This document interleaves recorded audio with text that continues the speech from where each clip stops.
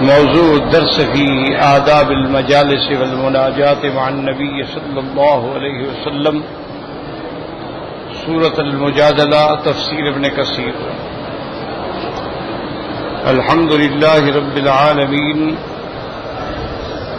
والصلاة والسلام على أشرف الأنبياء وسيد المرسلين سيدنا محمد وعلى آله وأصحابه أجمعين. اللهم صل على سيدنا محمد وعلى آل سيدنا محمد كما صليت على إبراهيم وعلى آل إبراهيم في العالمين إنك حميد مجيد. أعوذ بالله من الشيطان الرجيم. بسم الله الرحمن الرحيم. يا أيها الذين آمنوا إذا قيل لكم تفسحوا في المجالس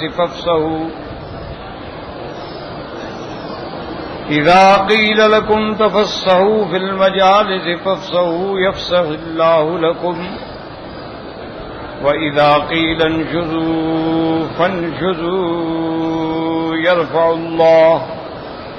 يرفع الله الذين آمنوا منكم والذين أوتوا العلم درجات والله بما تعملون خبير.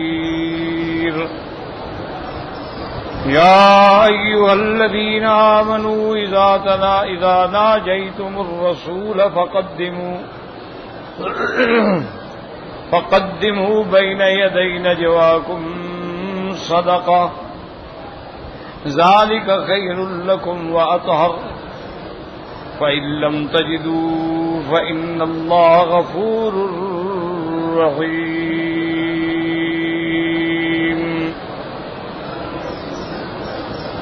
أأشفقتم أن تقدموا بين يدي نجواكم صدقات فإذ لم تفعلوا وتاب الله عليكم فأقيموا الصلاة وآتوا الزكاة وأطيعوا الله ورسوله والله خبير بما تعملون. اللہ تبارک و تعالی نے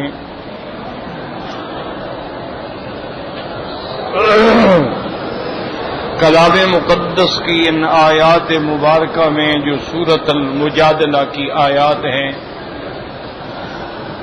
ارشاد فرمایا ہے کہ ایمان والو اذا قیل لکم جب تم کو کہا جائے کہ مجلس میں وسعت پیدا کرو تو آپ پیدا کریں. اللہ تبارک و تعالی آپ کے لیے وسعتیں پیدا فرمائیں گے. اور جب تمہیں کہا جائے کہ اٹھو تو اٹھ جاؤ. اللہ تبارک و تعالی ایمان لانے والے جن کو اللہ نے جو تم میں سے ایمان لائے اور جن کو علم دیا اللہ ان کے درجات کو بلند کرتے ہیں اور اللہ تبارک و تعالی جانتے ہیں جو تم کر رہے ہو. ایمان والو جب تم حضور صلی اللہ علیہ وسلم سے سرگوشی کرنا چاہو تو اس سے پہلے تم خیرات کرو. یہ تمہارے لیے بہتر بھی ہے اور تمہارے لیے یہ پاکیزگی کا ذریعہ بھی ہے.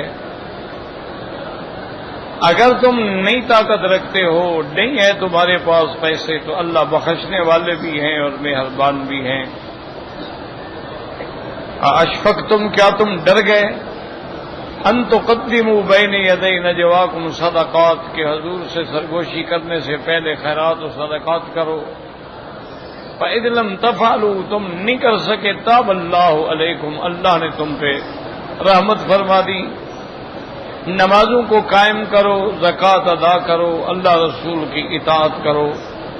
اللہ تبارک و تعالی جاننے والے ہیں جو تم عمل کرتے ہو. تو آج ان آیات میں ایک حکم کا تعلق جو ہے وہ ہے آداب مجلس سے اور دوسرے حکم کا تعلق جو ہے وہ ہے آداب مناجات مع النبی صلی اللہ علیہ وسلم.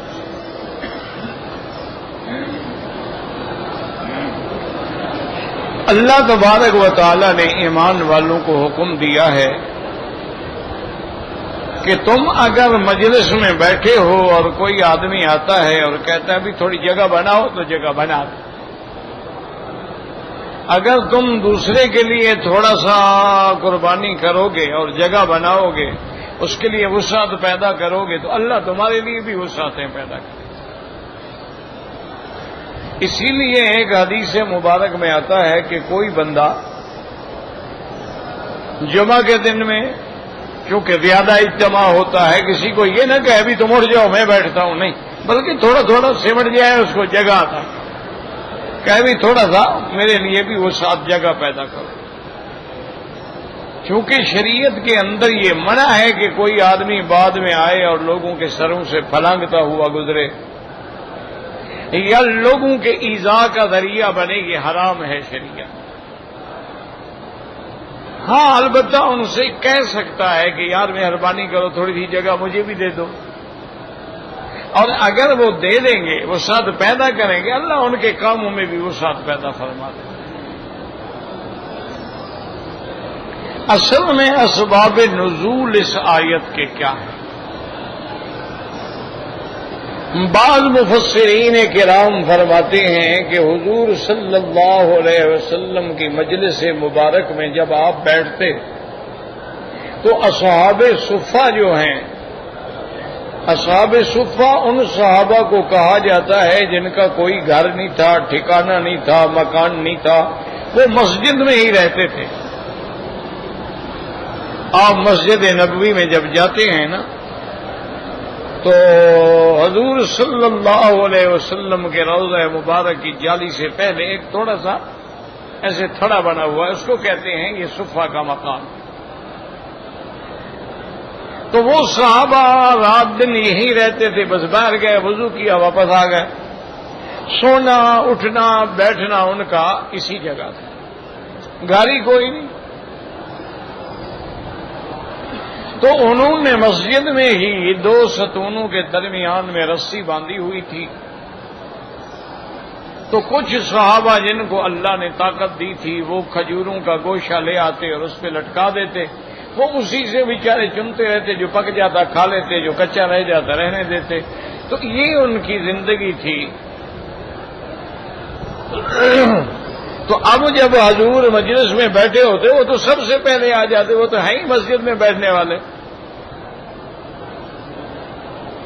تو اتفاق ایسا ہوتا تھا کہ وہ پہلے آ کے بیٹھ جاتے اور بڑے بڑے صحابہ جو ہیں، اصحاب بدر جو ہیں، اصحاب حدیبیہ جو ہیں، وہ بعد میں آتے. اب حضور کے قریب جگہ ہی نہیں.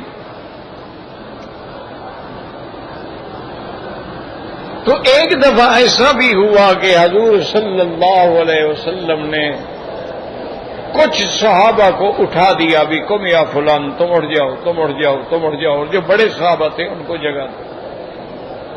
کیونکہ لازمی بات ہے کہ بڑے کا اکرام کیا جاتا ہے، عمر میں بڑا ہو، علم میں بڑا ہو، فضل میں بڑا ہو، تقوی میں بڑا ہو تو اس کا احترام ہوگا. لیکن منافقین کو موقع مل گیا تو انہوں نے اس بات کو پھیلایا کہ دیکھو جی حضور پاک جس کو چاہتے ہیں اس کو تو بٹھا دیتے ہیں اور دوسروں کہتے ہیں کہ اٹھ جاؤ نکل جاؤ. تو اللہ نے قرآن میں یہ آیت نازل کی کہ کسی کو اٹھائے نہیں بلکہ ایک دوسرے کے لیے جگہ پیدا کرے.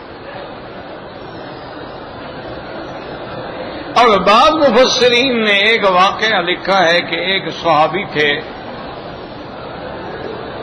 ثابت ابن قیس ان کا نام تھا، اور ان کے کان میں سکل تھا، یعنی وہ زور کی آواز یا قریب سے سنتے تھے، دور نہیں سنتے. ایک دن وہ بعد میں آئے تو انہوں نے کوشش کی کہ بھئی مجھے جگہ دو، میں حضور کے قریب جاؤں تاکہ میں کچھ سن سکوں. لیکن اب جو بھی آدمی حضور کے قریب بیٹھا ہو وہ بھی تو دور ہونا نہیں چاہتا. کس کا دل کرتا ہے کہ میں سرکار دو جہاں سے دور ہو جاؤں؟ تو اس لیے ایک دفعہ پھر انہوں نے صحابی سے کہا، کچھ نے ناگواری کا اظہار کیا، کچھ نے کہا بھی دیکھو یار بزرگ ہے اور سنتا بھی نہیں ہے، اس کو جگہ دے دو۔ تو ان اسباب کے بارے میں یہ آیات مبارک جو ہیں وہ نازل، کیونکہ جو بندہ بھی حضور کی مجلس میں بیٹھ جاتا تھا، سچی بات ہے کہ اب سب کے دل میں تو عشق رسول ہے، کون چاہتا ہے کہ مجھے ذرا دور کر دو؟ اسی لیے حضور صلی اللہ علیہ وسلم کی مجلس میں ایک دفعہ اتفاق ایسا ہوا کہ آپ کے دائیں جانب جو ہیں وہ تو سارے نوجوان بچے اور چھوٹے صحابہ بیٹھے تھے، اور جو بڑے بڑے صحابہ تھے شان والے وہ بائیں طرف تھے۔ حضور صلی اللہ علیہ وسلم کی خدمت میں ہدیہ آیا، کسی نے دودھ بھیجا۔ تو اب سنت کا طریقہ یہ ہے کہ اگر دودھ ہے یا کھانا ہے یا پانی ہے تو آپ دائیں طرف سے دینا شروع کریں، کیونکہ اسلام میں اصحاب الیمین جو ہے ان کا بڑا مرتبہ ہے۔ اسی لیے حکم ہے کہ کھانا دائیں ہاتھ سے کھائیں، پانی دائیں ہاتھ سے پئیں، کپڑا پہلے دائیں ہاتھ میں ڈالیں، مسجد میں پہلے دایاں پاؤں قدم اندر رکھیں، کنگھی دائیں طرف سے شروع کریں۔ تو اسی طرح حکم ہے کہ اگر مجلس میں آپ نے کوئی چیز تقسیم کرنی ہے تو سب سے پہلے دائیں والے حقدار ہیں ان کو دیں۔ اب حضور کے پاس جب پیالہ مبارک آیا تو حضور پاک کے دل میں آیا کہ بھئی یہ تو سارے بچے بیٹھے ہوئے ہیں اور بڑے بڑے جلیل القدر صحابہ جو ہیں وہ بائیں طرف ہیں۔ تو حضور صلی اللہ علیہ وسلم نے ایک نوجوان سے فرمایا کہ بھئی دیکھو اس دودھ میں حق تو تمہارا ہے، پہلے اگر تم لوگ اپنے خوشی سے اجازت دے دو تو میں، چونکہ بڑے لوگ جو ہیں بڑے صحابہ عمر میں شان میں ادھر بیٹھے ہیں، میں ان کی طرف سے تقسیم کر دوں۔ تو وہ نوجوان جو تھا اس نے کہا حضور عرض یہ ہے کہ آپ جو چاہیں کریں، ہم انکار نہیں کر سکتے، لیکن اگر میری رائے آپ لیتی ہیں تو میں تو نہیں دیتا ان کو حق، پتہ نہیں پھر مجھے ملے نہ ملے، آپ مجھے دیں، پہلے میرا حق ہے۔ تو اس لیے ہمیشہ قاعدہ ہے کہ کون چھوڑتا ہے کہ مجھے نہ ملے، اور وہ بھی پھر حضور کے ہاتھوں سے۔ تو حضور پاک نے فرمایا ٹھیک ہے ابھی تمہارا حق ہے، تمہارا حق میں نہیں روک سکتا، پھر آپ نے دائیں سے تقسیم شروع کیا۔ اسی طرح سیدنا ابی ہریرہ رضی اللہ تعالی عنہ فرماتے ہیں کہ میرا فاقے سے اتنا برا حال ہو گیا تھا کہ میں اٹھنے کے قابل نہیں رہ گیا تھا، بڑی مشکل سے نماز پڑھتا تھا اور پھر میں پڑ جاتا، گر جاتا تھا۔ اسی اثنا میں سیدنا ابو بکر کو میں نے آتا ہوا دیکھا رضی اللہ عنہ، تو حضرت ابو بکر فرماتے ہیں یہ تو مجھے شرم آتی تھی میں کہوں کہ جی میں بھوکا ہوں مجھے کھانا کھلائیں۔ تو جب سیدنا ابو بکر آئے تو میں نے کہا کہ حضرت میں نے ایک مسئلہ پوچھنا ہے۔ آپ نے فرمایا پوچھو۔ میں نے کہا مسئلہ جو پوچھوں گا تو میری حالت نظر آ رہی ہے کہ بھئی میں تو فاقے میں ہوں، میرے چہرے پہ خشکی ہے، زبان پہ ہونٹوں پہ پٹڑی جمی ہوئی ہے اور میں بات بھی نہیں کر سکتا، تو ابو بکر سمجھ جائیں گے رضی اللہ عنہ، مجھے گھر لے جائیں گے۔ میں نے مسئلہ پوچھا تو حضرت ابو بکر نے مسئلے کا جواب دیا اور چلے گئے۔ تو حضرت ابو ہریرہ فرماتے ہیں میں دل میں افسوس کیا کہ بھئی میرا مسئلہ تو سمجھا ہی نہیں انہوں نے، یہ مسئلہ تو بہانہ تھا۔ تھوڑی دیر کے بعد حضرت عمر گزرے، فرماتے ہیں میں نے ان سے مسئلہ پوچھا، انہوں نے بھی مسئلہ سمجھا دیا اور چلے گئے، وہ بھی میری بات نہ سمجھے۔ اب میں بالکل نڈھال ہو کے بیٹھ گیا اور میں نے کہا ابو ہریرہ اللہ تمہیں بھوکا مارنا چاہتے ہیں تو پھر اللہ کی مرضی ہے۔ فرماتے ہیں تھوڑی دیر گزری فقدم رسول اللہ صلی اللہ علیہ وسلم، حضور سرکار دو عالم تشریف لائے میرے قریب، اور میں نے عرض کیا کہ یا رسول اللہ صلی اللہ علیہ وسلم میں نے آپ سے ایک مسئلہ پوچھنا ہے۔ آپ نے فرمایا تمہارے مسئلے کا مجھے پتا ہے، بس آ جاؤ میرے ساتھ۔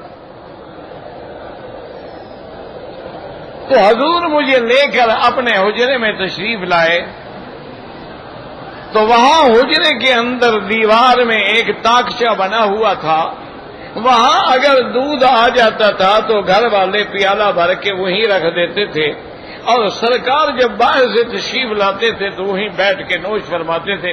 حضور نے تاکچہ دیکھا، وہاں پیالہ رکھا تھا اور اس میں دودھ بھی بھرا ہوا تھا۔ حضرت ابو ہریرہ فرماتے ہیں میں نے دودھ دیکھا، میں خوش ہو گیا، میں نے کہا الحمدللہ اللہ نے سب سے اچھی غذا دے دی۔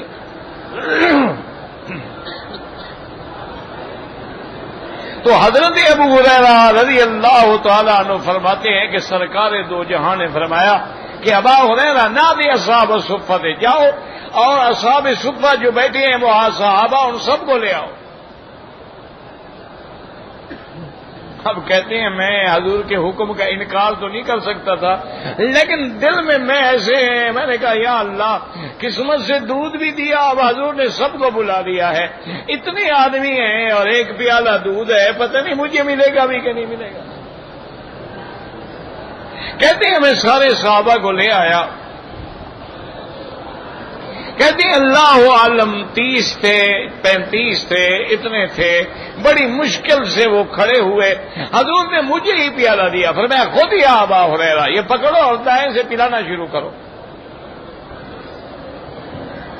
اب حضرت نے فرمایا میرا تو اور امتحان شروع ہو گیا نا کہ وہ صحابی پینا شروع کرے اور میں دیکھتا رہوں پتہ نہیں بچتا ہے کہ نہیں بچتا ہے۔ وہ پی لے آپ نے دوسرے کو دیتے جب سب صحابہ نے پی لیا اور سب پی کے چلے گئے تو حضور نے فرمایا اشرب یا ابا ہریرہ اب تم پیو۔ اسی سے شریعت کا مسئلہ ہے کہ ساقی القوم آخرہم، کہ جو آدمی کسی کو پلا رہا ہو پہلے اوروں کو پلائیں، سب سے آخر میں آپ پیئیں۔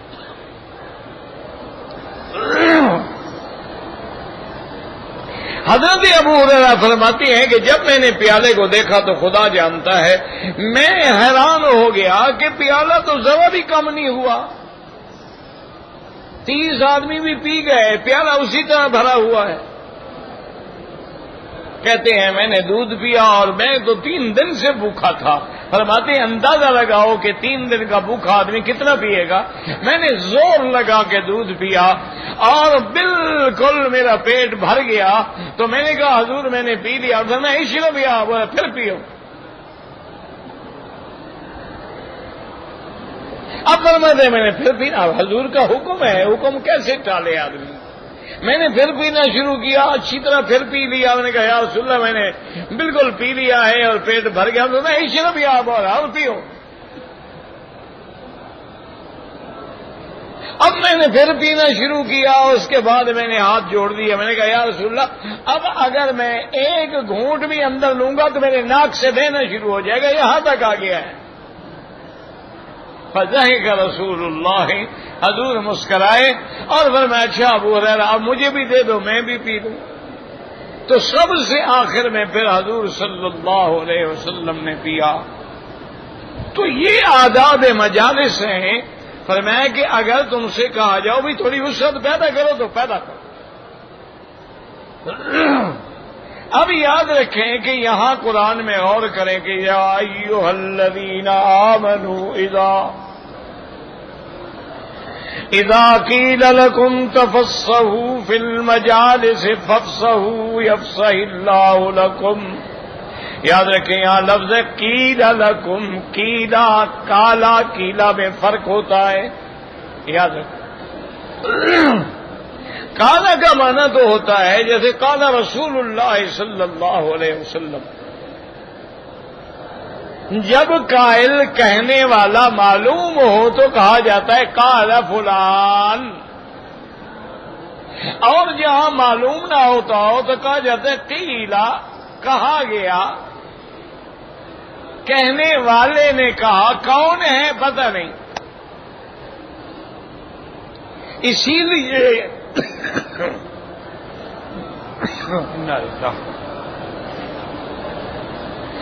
لیے یاد رکھیں کہ دعا کیا کریں، گلے کی بھی تکلیف ہے اور بھی مسائل ہیں، اللہ حل فرمائے، اللہ شفا دے۔ اور مسائل بھی عجیب ہیں، ڈاکٹر دیکھتے ہیں وہ کہتے ہیں کچھ نہیں ہے، اور میں ابھی یہ بولتا ہوں تو فوراً جیسے کوئی کانٹا اندر آ جائے۔ انا للہ و انا الیہ راجعون۔ اللهم اذهب الباس رب الناس انت شافی لا شفاء الا شفاؤک شفاؤک لا یغادر سقما۔ تو اس لیے یہ قاعدہ ہے کہ اگر کسی تفسیر میں، کتابوں میں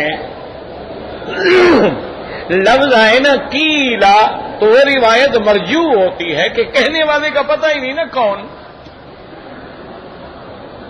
یہ ہمیشہ قاعدہ ہے کہ اگر روایت ہے اور کتاب ہے، تفسیری روایات ہیں اور روایات ہیں، تاریخی روایات ہیں، ایک تو ہے نا بھی فلاں نے کہا، قال امام البخاری رحمہ اللہ، قال امام مسلم رحمہ اللہ، ایک ہوتا ہے کیلا۔ تو جو روایت قیلا سے ہوتی ہے وہ مرجوع ہوتی ہے کہ پتہ ہی نہیں نا کہنے والا کون ہے۔ تو یہاں اللہ نے قیلا کیوں فرمایا ہے؟ یہاں جو حکم ہے فرمایا یا ایھا الذین آمنوا اذا قیل لکم، یہ نہیں فرمایا قال لکم۔ تو اس میں اشارہ ہے میرے مالک کے کلام میں راز ہیں اور حکمتیں ہیں کہ یہ مانا نہیں کہ کوئی بڑا آدمی کہے جگہ بناؤ تو بنا دو، اور کوئی غریب ہو تو اس کے لیے جاؤ بھی جاؤ، کوئی جگہ نہیں ہے نا۔ کوئی کہنے والا کہے کہ جگہ دو دے دو، یہ نہ دیکھو کہنے والا کون ہے، یہ نہ غور کرو کہ کہنے والا بڑا آدمی ہے، چھوٹا آدمی ہے، عالم ہے، جاہل ہے۔ بس جب کہا کہ ابھی ذرا جگہ دو، میں بھی علم کی مجلس میں بیٹھنا چاہتا ہوں تو جگہ دو، اسی لیے فرمایا اذا قیل لکم۔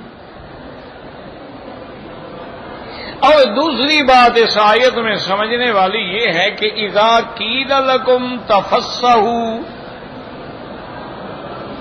فی المجالس، ایک قرات ہے یاد رکھو فی المجلس،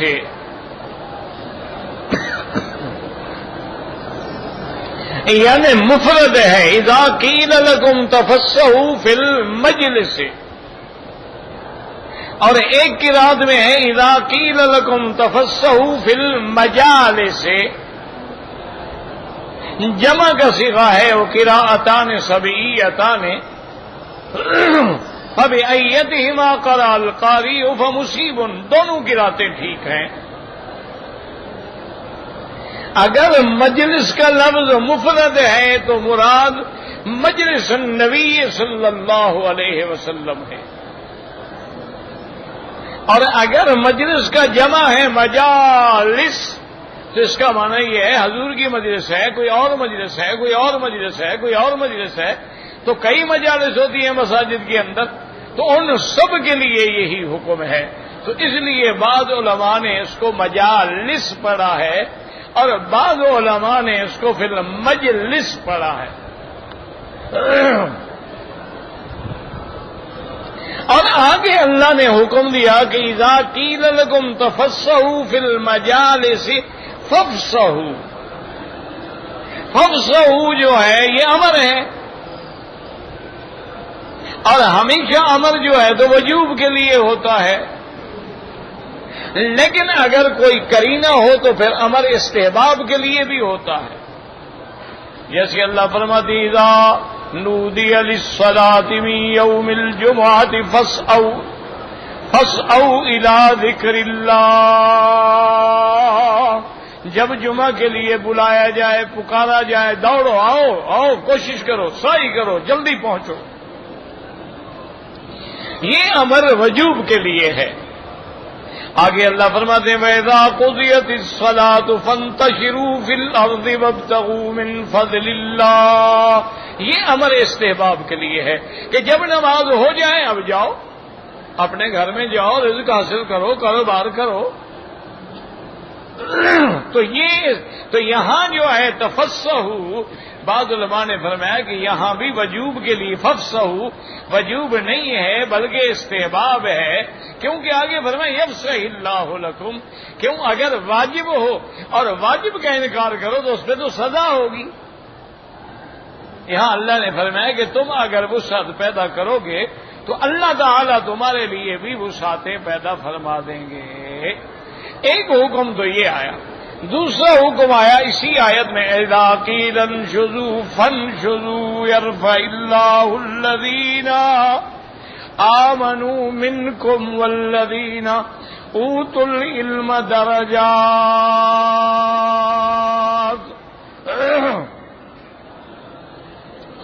اب انشزوا کا معنی یہ ہوتا ہے کہ جب تمہیں کہا جائے کہ اٹھو تو اٹھو، اس کا کیا معنی ہے؟ بعض علماء مفسرین نے فرمایا اس کا معنی یہ ہے کہ اگر تمہیں مثلا کہا جائے بھی چلو نماز کے لیے چلو تو اٹھو، تمہیں کہا جائے کہ کسی کار خیر کے لیے اٹھو تو اٹھو، تمہیں کہا جائے بھی جہاد کے لیے اٹھو تو اٹھو، پھر بیٹھے نہ رہو۔ اذا قیل انشزوا فانشزوا، آگے اللہ نے بدلہ کیا دیا یرفع اللہ الذین آمنوا منکم والذین اوتوا العلم درجات۔ اگر تم ایسا کرو گے اللہ تبارک و تعالیٰ تم میں سے جو ایمان لے آئے اور جن کو اللہ نے علم دیا ہے اللہ ان کے درجات کو بلند فرما دیں گے۔ اگر تم اللہ کے احکام پہ چلو گے اللہ تبارک و تعالیٰ تمہیں اونچا کر دیں گے۔ جیسا کہ روایات میں آتا ہے کہ ایک دفعہ حضرت عمر بن الخطاب رضی اللہ تعالی عنہ کو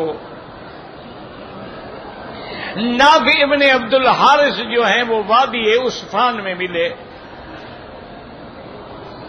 وادی عصفان جو ہے یہ مکہ مدینہ منورہ کے راستے میں ہے۔ حضرت عمر نے ان کو مکہ مکرمہ کا اس زمانے میں گورنر بنایا تھا نافع ابن حارث کو۔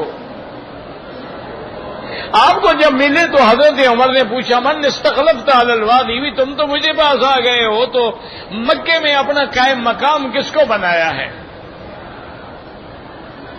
فقال یا امیر المؤمنین استخلفت علیہم ابن ابزا رجل من موالینا، اس نے کہا ابن ابزا ہے ہمارے غلاموں میں سے ہے، میں نے اس کو بنایا ہے۔ تو حضرت عمر نے فرمایا استخلفت علیہم مولا، تم نے مکے والوں پر ایک غلام کو حاکم بنا دیا، عجیب آدمی ہو۔ فقال یا امیر المؤمنین، اس نے کہا حضرت انہ قارئ لکتاب اللہ، اللہ کے قرآن کا بہت بڑا قاری ہے، عالم بالفرائض اور احکام و میراث کا ماہر ہے، قاضٍ بہترین فیصلے کرنے والا ہے۔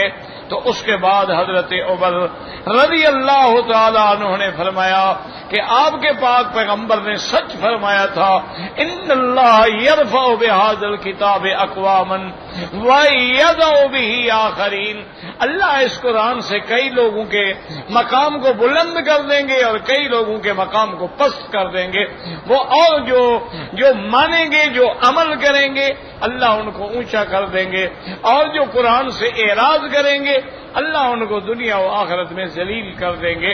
تو انہوں نے کہا کہ اللہ نے سچ فرمایا ہے، اور آخر میں اللہ نے یہ بھی فرما دیا واللہ بما تعملون خبیر، اور میرے بندے جو کچھ تم عمل کر رہے ہو اللہ جانتے ہیں، وہ جاننے والے ہیں کہ تم دل سے اطاعت کر رہے ہو تم ریا کر رہے ہو، تم خوف سے کر رہے ہو، ایک ایک ذرے کو اللہ جانتے ہیں، اور اس کا بدلہ جو ہے پھر تمہیں اللہ تبارک و تعالی ہی عطا فرمائیں گے۔ واللہ اعلم۔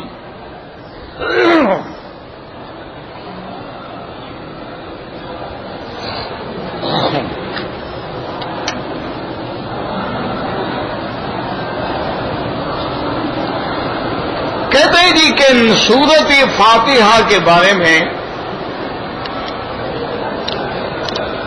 مقتدی کے لیے کیا مسئلہ ہے، قرآن و سنت کی روشنی میں ہمیں سمجھائیں۔ ایک تو میرے عزیز، میرے بزرگ، میرے مہربان، بڑے دکھ کی بات ہے، افسوس کی بات ہے کہ آج ہم نے دشمنوں کو اپنے اوپر ہنسنے کا موقع دے دیا ہے۔ وہ کہتے ہیں کہ ان کی پیغمبر کو، شریعت کو، قرآن کو 1400 سال گزر گئے ہیں اور مسلمان ابھی تک نماز پہ بھی لڑ رہے ہیں۔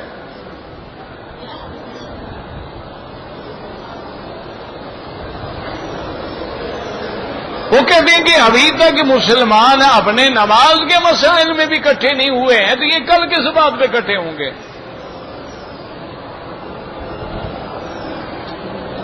اسی لیے ایک یہودی تھا، مر گیا بدبخت، وہ بہت بڑا یہودیوں کا فلاسفر تھا، اسکالر تھا۔ اس سے کسی نے پوچھا کہ یار یہ مسلمان بھی کبھی ایسا ہو سکتا ہے کہ یہودیوں کو شکست دے دیں اور فتح کر دیں؟ اس نے کہا جس دن مسلمان لائن لگا کر کام کرنا شروع کر دیں اس دن پھر ہمیں شکست ہو جائے گی۔ کیا مانا؟ اس نے کہا جب لائن ہی نہیں بنا سکتے تو حجر اسود میں بھی لڑتے ہیں، وہ تو کھڑے ہی نہیں ہو سکتے، وہ تو کوئی کام نظم سے کر ہی نہیں سکتے۔ تو جب ان میں اتنا اتفاق نہیں، ڈسپلن نہیں ہے، وہ کسی پہ کامیاب کیسے ہو سکتے؟ حالانکہ یاد رکھیں کہ یہ جتنے مسائل ہیں، نماز میں فاتحہ ہے، رفع یدین ہے، آمین بالجہر ہے، سکتات فی الصلاۃ ہے، اور جلسہ استراحت ہے، یہ تمام مسائل لڑنے والے ہیں ہی نہیں ہیں۔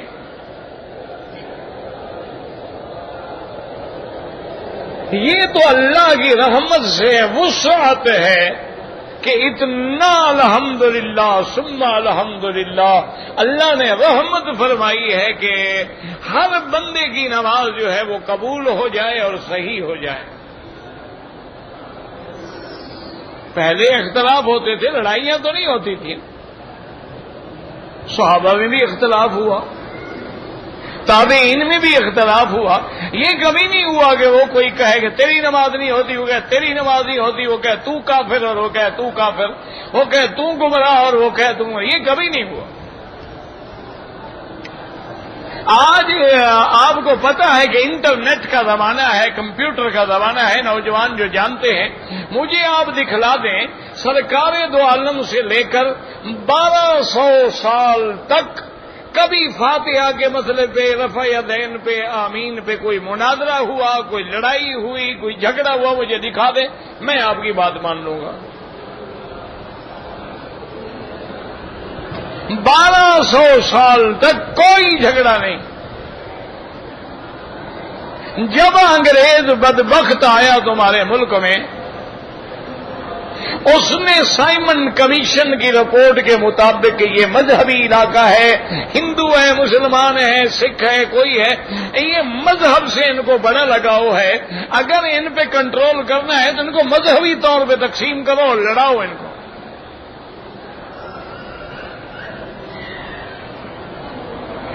پھر یہ سارے مسائل ابھرتے گئے، ابھرتے گئے، ابھرتے گئے، مسجدیں بھی الگ ہو گئی، امام بھی الگ ہو گئے، نمازیں بھی الگ ہو گئی، اب تو اللہ معاف کرے پگڑیاں بھی الگ ہو گئی، پگڑیوں کے رنگ بھی الگ ہو گئے۔ ایک ٹوپی والا پیر ہے، ایک واسکٹ والا پیر ہے، ایک پگڑی والا ہے، ایک سبز والا ہے، ایک کالی والا ہے، ایک نیلی والا ہے۔ انا للہ و انا الیہ راجعون۔ حالانکہ کوئی جھگڑے کی بات نہیں، امام ابو حنیفہ رحمت اللہ علیہ کا یہ مسلک ہے کہ مقتدی کو امام کے پیچھے فاتحہ نہیں پڑھنی، چاہے نماز جاری ہو یا نماز سری ہو۔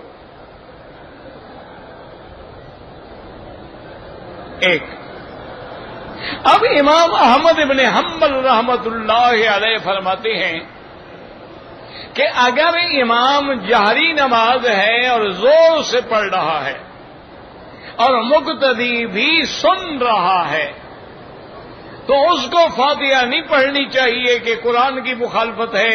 اللہ قرآن میں کہتے ہیں جب قرآن پڑھا جائے تو سنو اور چپ کرو۔ تو اب امام سے ٹھنڈے دل سے آئیں کہ امام احمد ابن حنبل بھی 3 نمازوں میں تو امام حنیفہ کے ساتھ آ گئے، باقی تو 2 میں مسئلہ رہ گیا نا۔ اچھا، بعض ائمہ امام شافعی رحمت اللہ علیہ کا بھی ایک قول ہے کہ یستحب مستحب ہے اگر نماز میں امام کے پیچھے فاتحہ پڑھ لے، مستحب ہے، نہ فرض ہے نہ واجب ہے نہ سنت ہے۔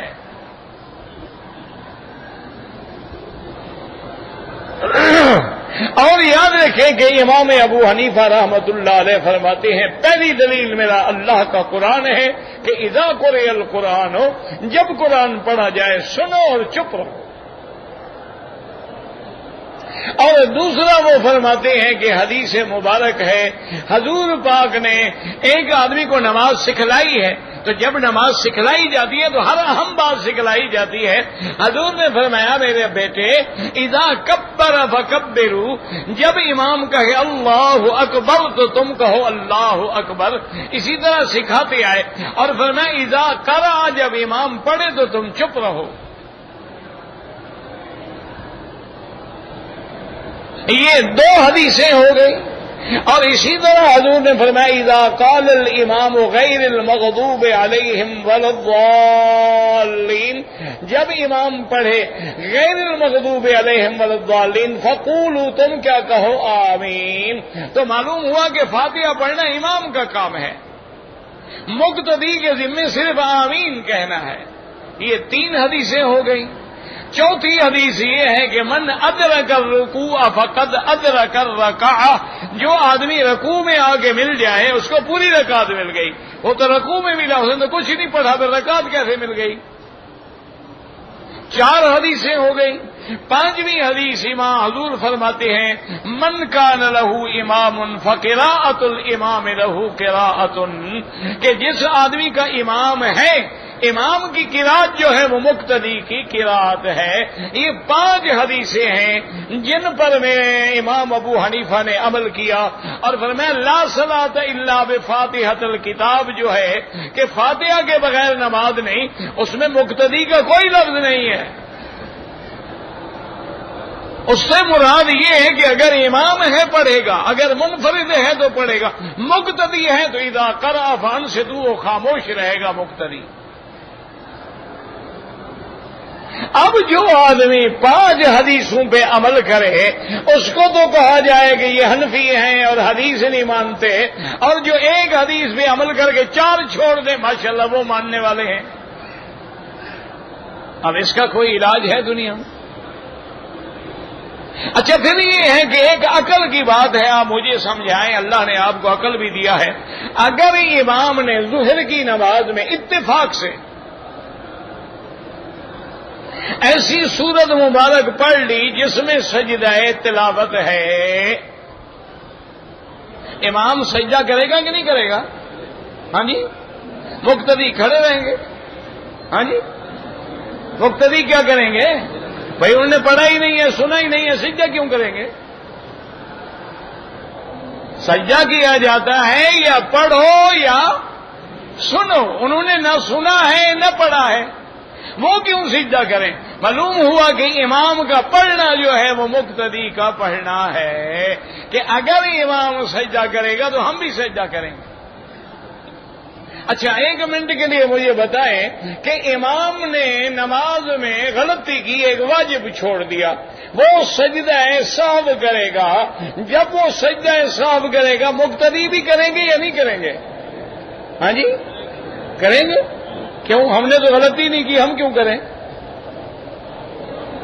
ہمارے علم میں کیا ہے بھائی؟ تو معلوم ہوا کہ امام کی غلطی جو ہے وہ بھی مقتدی کی غلطی ہے، امام کی قرات جو ہے وہ بھی مقتدی کی قرات ہے. تو اس لیے الحمدللہ ثم الحمدللہ اللہ کی رحمت سے احناف کے پاس احادیث رسول اللہ بھی ہیں اور اللہ کا قرآن بھی ہے. اور اسی طرح پھر یہ بات بھی یاد رکھو کہ ایک حدیث مجھے دکھلا دو جس میں سرکار دو عالم نے حکم دیا ہو مقتدی کو کہ پڑھو، مقتدی کا لفظ بھی ہو اور حضور کا حکم بھی ہو، قول بھی ہو. صرف ایک حدیث میں انشاءاللہ کل سے پڑھنی شروع کر دوں گا. کوئی جھگڑا نہیں. کیوں بلا وجہ مسلمانوں کو الجھاتے ہو؟ ہم تو کہتے ہیں جو پڑھتے ہیں اللہ ان کی بھی نماز قبول فرمائے، جو نہیں پڑھتے ہیں اللہ ان کی بھی قبول فرمائے. یہ حضور کی امت کو ملانے کا وقت ہے یا لڑانے کا وقت ہے؟ آج کفر تمہیں چن چن کے مٹا رہا ہے اور تم ابھی تک انہی مسئلوں میں لڑ رہے ہو. اللہ کے بندے احادیث مبارک میں آمین بالجہر کا ذکر بھی موجود ہے اور آہستہ آمین کا ذکر بھی موجود ہے. امام صاحب آہستہ کیوں کہتے ہیں؟ وہ کہتے ہیں آمین دعا ہے. آمین کا کیا معنی ہوتا ہے؟ اللہم استجب، اللہ قبول فرما. اور دعا میں اللہ کا حکم ہے کہ آہستہ مانگو. ادعوا ربکم تضرعا وخفیا.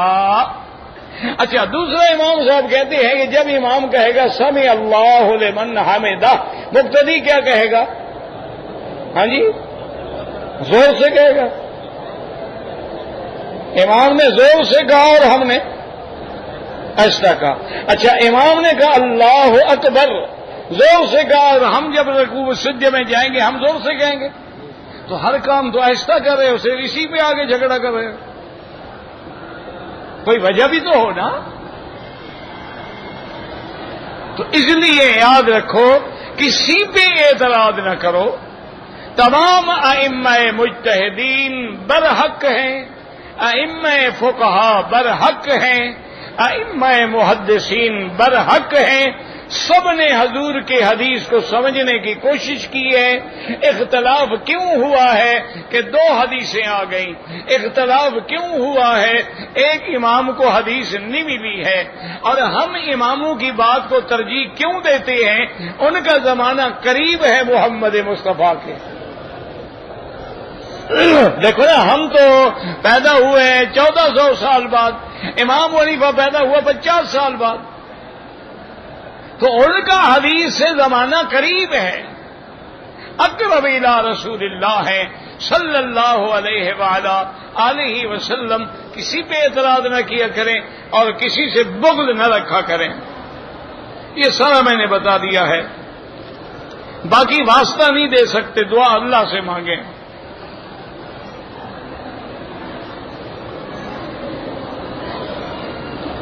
اگر عورت آگے ہیں یا دائیں بائیں ہیں تو احناف کے نزدیک نماز نہیں ہوتی. باقی ائمہ کے نزدیک حرم میں مجبوری ہے، ورنہ ان کے نزدیک بھی نہیں ہوتی. آپ کوشش کریں، بچنے کی کوشش کریں، اپنے آگے کوئی سترا رکھ لیں اور یہ ستون کے پیچھے کھڑے ہو کے نماز پڑھیں. کوشش کریں کہ عورت آگے بھی نہ ہو دائیں بائیں بھی نہ ہو.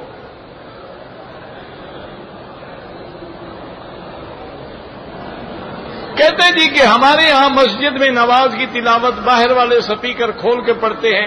کھول کے پڑھیں، بند کر کے پڑھیں، یہ تو مولویوں کا کام ہے بھائی.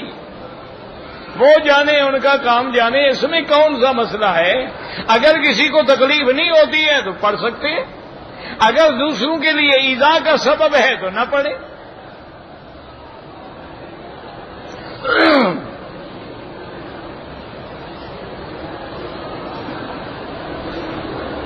ہمارا بھائی بیمار ہے، اللہ اس کو شفا عطا فرمائے.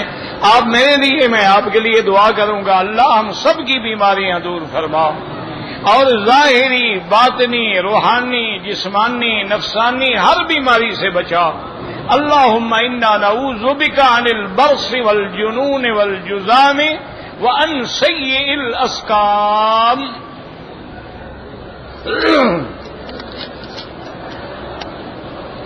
کہتے جی کہ دو مرد جو ہیں وہ ایک بستر پہ سو سکتے ہیں، اگر دونوں کو بری عادت نہ ہو تو کوئی حرج نہیں۔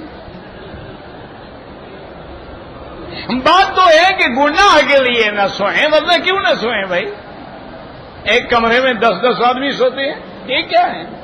اب اگر خدا نہ کرے کسی کو کوئی بری مصیبت ہے، اللہ کا عذاب ہے، تو پھر تو نہ سوئیں۔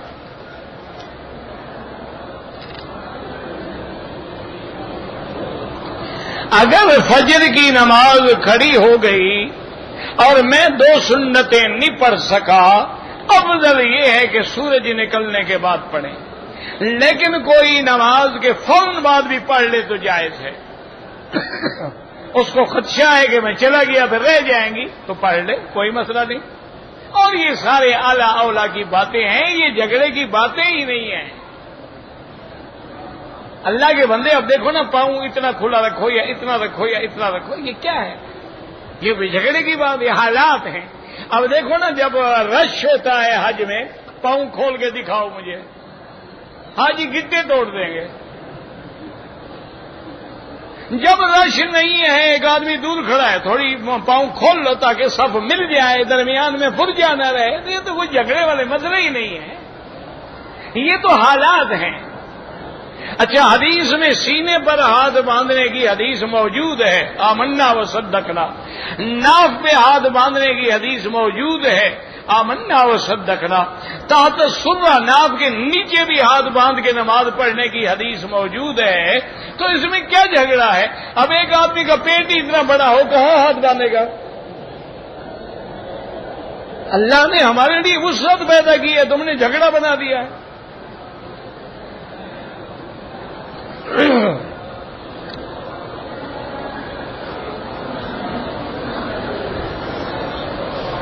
ایک آدمی کو 32 سال ہو گئے ہیں، شادی نہیں کی، اس ڈر سے نہیں کرتا کہ شاید ہماری آپس میں اچھی نہ گزر سکے، اس کا علاج کراؤ، کہیں بیچارہ نامرد نہ ہو۔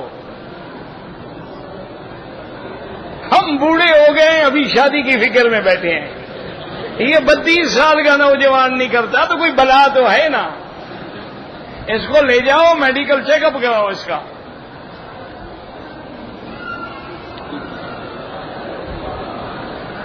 اللہ کے پیغمبر اپنے قبر مبارک میں اپنے جسد کے ساتھ زندہ ہیں، بالکل زندہ ہیں۔ حضور کی حدیث ہے، ان اللہ حرم اجساد الانبیاء علی الارض، اللہ نے زمین پہ انبیاء کے جثے کو حرام کر دیا ہے، زمین کو طاقت نہیں ہوتی کہ پیغمبر کے جثے کو چھوڑے۔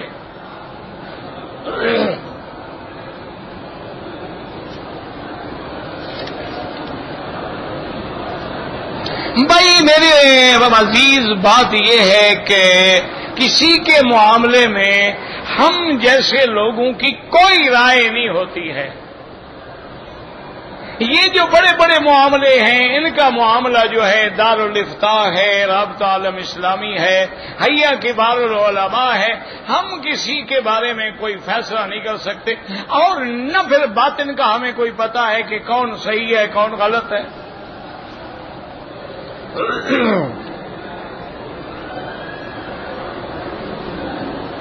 کہتے ہیں جی کہ حضرت حسن نے کتنی شادیاں کی تھیں، کسی شیعہ سے پوچھو، مجھے تو پتہ نہیں ہے، سنا یہ ہے کہ زیادہ کرتے تھے شادیاں۔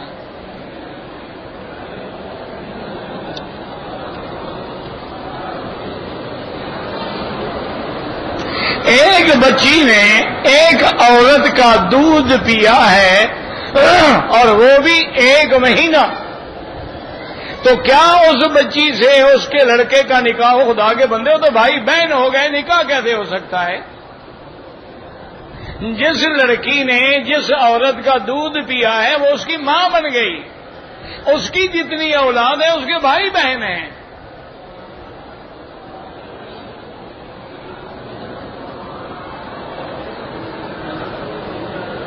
اگر میں نے غسل نہیں کیا عمرے کے لیے کوئی ضروری نہیں، غسل کرنا سنت ہے، نہ کرو، وضو کر کے نیت کر لو۔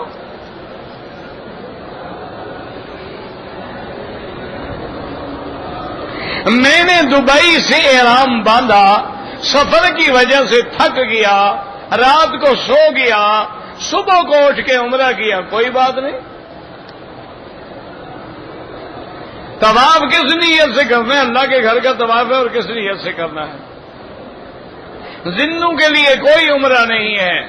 نماز کی حالت میں سجدے کی جگہ پہ نظر رکھیں۔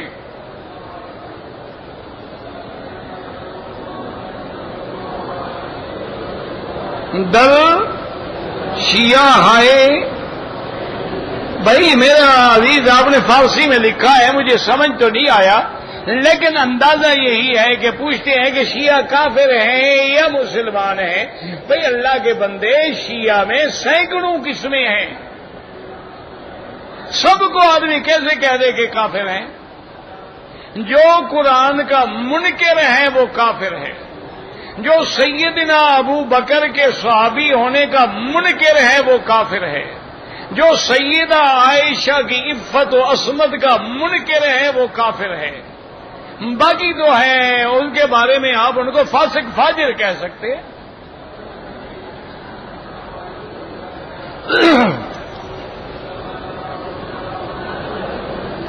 کفارے کا کھانا 60 مسکینوں کو کھلانا ہے، ایک آدمی کو 60 دن کھلاتے رہیں، تمہاری مرضی۔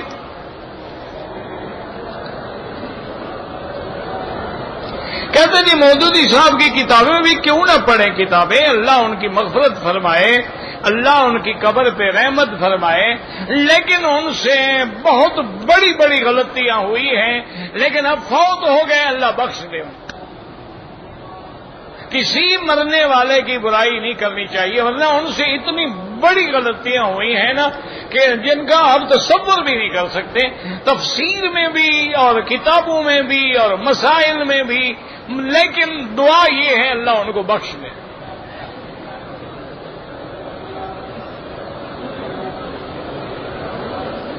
اگر کوئی آدمی قانون کے خلاف یہاں کام کرتا ہے وہ حرام ہے۔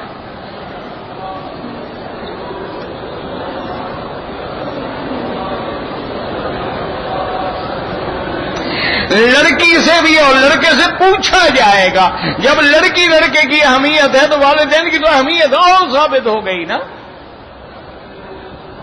بھائی جب لڑکی سے بھی، یعنی حکم ہے کہ لڑکی سے بھی پوچھو، یہ نہیں کہ 3 دفعہ پوچھو، تین دفعہ پوچھنے کی کوئی ضرورت نہیں ہے۔ یہ دہلوں نے بنا رکھا ہے کہ نکاح میں 3 دفعہ کا ہے، قبول ہے قبول ہے قبول ہے، یعنی 1 دفعہ کا اعتبار نہیں ہے، 3 دفعہ کا اعتبار ہے۔ یہ کیا بات ہے؟ یہ تو جاہلوں کے مسئلے ہیں۔ اصل بات یہ ہے کہ والدین کے منشے سے نکاح نہیں ہوتا، لیکن والدین جب نکاح کرنا چاہیں اپنے لڑکے لڑکی سے پوچھیں، ان کی رضا لیں، مثلا والدہ پوچھ لیں، اس کی بہنیں پوچھ لیں، سہیلیاں پوچھ لیں، بھئی ایسے رشتے میں تمہیں کوئی اعتراض تو نہیں ہے؟ اگر ہے تو نہ کریں۔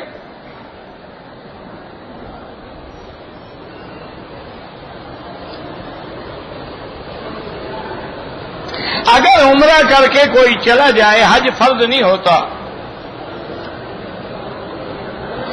کہتے جی مجھ میں بزدلی بڑی زیادہ ہے، تو کسی بہادروں کے ساتھ رہا کرو نا۔ بزدلوں کے ساتھ رہو گے تو انشاءاللہ اور بزدل ہوتے چلے جاؤ گے۔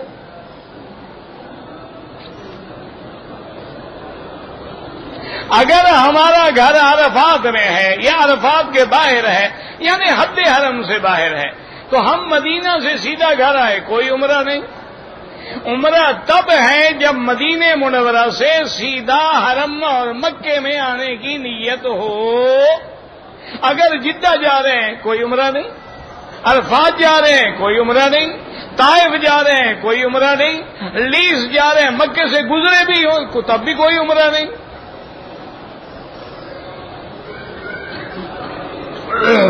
آب زمزم سے چائے بنا سکتے ہیں؟ بالکل بنا سکتے ہیں، کیوں نہیں بنا سکتے؟ پانی ہے۔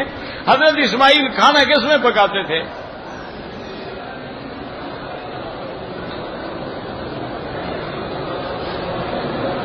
کہتے جی کہ سونے کے بنے ہوئے سیٹ میں نگ ہوتے ہیں، نگ پہ کوئی زکات نہیں ہوتی۔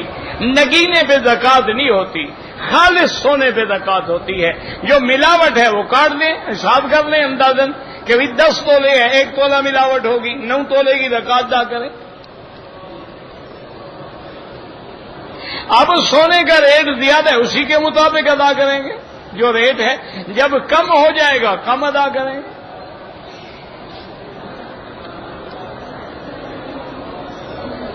کوشش کریں طواف میں غیر محرم پہ نظر نہ پڑے، باقی غلطی سے پڑ گئی اللہ معاف کرے۔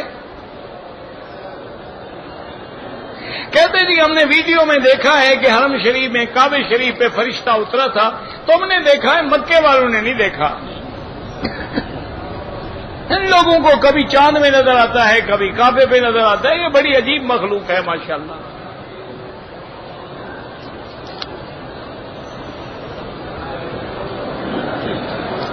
بھانجا جو ہے محرم بن سکتا ہے، کسی رشتہ دار کو نہیں۔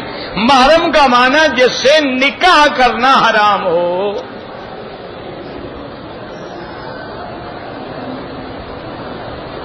ہم 25 دن کے لیے آئے ہیں، کچھ دن مکہ میں رہیں گے، کچھ مدینے میں مسافر ہیں، نماز قصر پڑھیں گے۔ اگر ہم دبئی سے آ رہے ہیں تو 2 نمازیں اکٹھی پڑھ سکتے ہیں۔ امام ابو حنیفہ فرماتے ہیں پڑھ سکتے ہو، لیکن اس طرح پڑھو کہ ظہر کو لیٹ کر کے آخر وقت میں پڑھو اور عصر کو اول وقت میں پڑھو، اپنے اپنے وقت میں، کیونکہ قرآن ہے ان الصلاۃ کانت المؤمنین کتابا موقوتا، موقوت توقیت سے ہے، تعین سے ہے، وہ اشتراک کو قبول ہی نہیں کرتا، تو لہذا جمع سوری ہو جائے گی۔ باقی ائمہ کے نزدیک جمع کرنا جائز ہے۔ حالات دیکھیں اللہ کے بندے، مسافری ہے، پھر گاڑی نہیں روکیں گے، بس نہیں روکیں گے، آپ کی نماز چلی جائے گی، کر لو جمع، کوئی بات نہیں، کسی امام کے نزدیک تو جائز ہے نا۔ اور اگر آپ کو یقین ہے کہ نہیں بس رکے گی، اپنے اپنے وقت میں پڑھو۔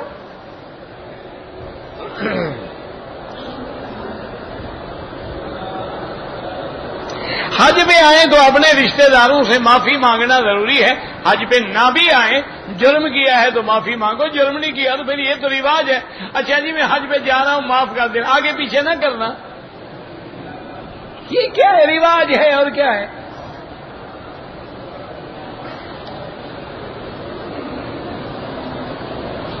تین بندوں کی طرف سے عمرہ نہیں ہوتا، ایک کے لیے ایک۔ تصویر حرام ہے، جواز میں نماز ہو جاتی ہے، 15 دن قیام ہے تو مقیم ہے ورنہ مسافر ہے۔ اگر آدمی نے طواف شروع کیا ہے لیکن نیت نہیں کیا ہے، وہاں کیا کرنے گیا تھا؟ نیت ہی تو کیا تھا نا۔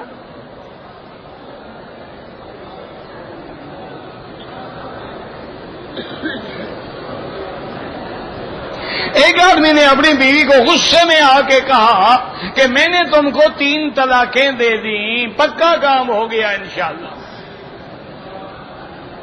مستقل حرام ہو گئی۔ باقی کہتے غصے میں کہا، تو کبھی کسی نے یہ بھی کہا ہے کہ محترمہ آج میرا دل آپ پہ بہت پیار کر رہا ہے، ہدیہ طلاق قبول فرماؤ، ایسا کبھی ہوا ہے؟ جب بھی طلاق دے گا غصے میں ہی دے گا، جھگڑے میں ہی دے گا۔ پیار میں کون طلاق دیتا ہے بے وقوف آدمی؟ یہ سمجھتے ہیں شاید غصے کا نام کہیں گے تو ہم بچ جائیں گے۔ طلاق ایسی بلا ہے کہ مذاق میں بھی کہو تو طلاق ہو جاتی ہے۔ ثلاث جدہن جد وہزلہن جد النکاح والطلاق والعتاق، حضور نے فرمایا 3 چیزیں ہیں، ان کی حقیقت بھی حقیقت ہے، مذاق بھی حقیقت ہے۔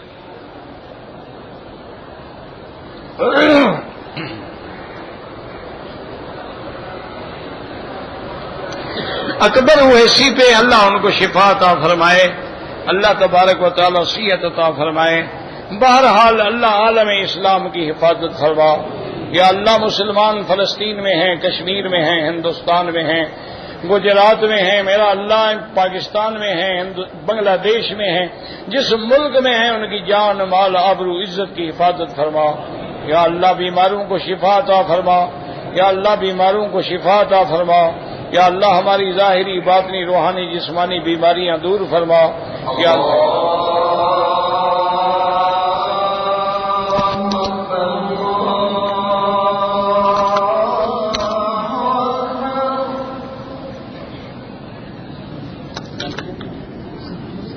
الله